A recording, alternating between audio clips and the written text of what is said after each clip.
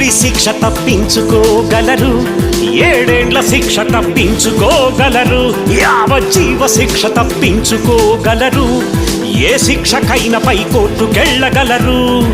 నరక శిక్షను తప్పించుకోలేరు, తెలివైన జ్ఞానమైన ఉపాయమైన నువ్వుండవు గనక. నరకం బహుభయానకరము, నరకం అతి ప్రమాదకరము, నరకం తీవ్ర వేదనకరము, నరకం దీర్ఘకాలికం, నరకం బహుభయానకరము, నరకం అతి ప్రమాదకరము, నరకం తీవ్ర వేదనకరము, నరకం దీర్ఘకాలికం. సర్పములారా సర్ప సంతానమా, నరక శిక్షను తప్పించుకోగలరా?